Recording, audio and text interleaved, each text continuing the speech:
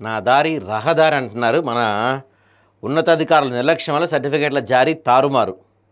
సూర్యాపేట జిల్లాలో వైద్య ధృవీకరణ వ్యవస్థపై అనుమానాల ముసుగు.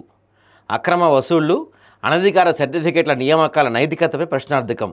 ఇంతకీ ఈ వైద్యుడిపై చర్యలు తీసుకునేది ఎవరు? ఏం చేశాడు మనోడంటే, జిల్లాలో హెల్త్ ఫిట్నెస్ సర్టిఫికేట్ల జారీ వ్యవస్థలో అవకతవకలపై వార్తలు వెలువడినా ఆ వైద్యుడు తీరు మారలేదు. సూర్యాపేట జిల్లాలో ఇటీవల కొత్తగా నియమితులైన ప్రభుత్వ ఉద్యోగుల హెల్త్ ఫిట్నెస్ సెంటర్ల జారీ వ్యవస్థలో పెద్ద ఎత్తున లోపాలు వెలుగు చూస్తున్నాయి. గ్రూప్ 4 ఉపాధ్యాయులు, కానిస్టేబుళ్లు, జూనియర్ లెక్చరర్లు, ఇంజనీర్లు తదితర అభ్యర్థులు ఇచ్చిన ఆరోగ్య ధృవపత్రాలపై అనుమానాలు వ్యక్తమవుతూ ఉన్నాయంట.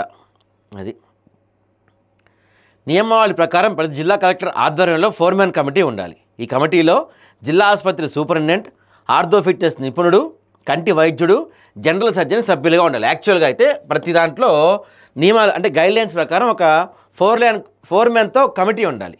ఆ ఫోర్మెన్ కమిటీలో ఎవరై ఉండాలంటే సూపరింటెండెంటు, ఆర్థో ఫిట్నెస్ నిపుణుడు, ఐ స్పెషలిస్టు, తర్వాత జనరల్ సర్జన్ ఉండాలి.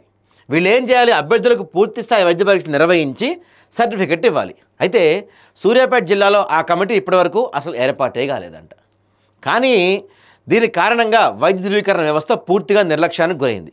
కొంతమంది వైద్యులు మాటే చట్టం అన్నట్లుగా హెల్త్ సర్టిఫికేట్లు అడ్డగోలుగా జారీ చేస్తున్నా సంబంధిత శాఖ అధికారులు నిమ్మకు నీరెత్తినట్టుగా వ్యవహరిస్తున్నారు. మరి ఫోర్మ్యాన్ కమిటీ లేకుండా వీళ్ళు ఎలా సర్టిఫికేట్లు ఇస్తున్నారు? అంటే వీళ్ళని అడిగేవాళ్ళు ఎవరు లేరనే కదా అక్కడ అర్థం.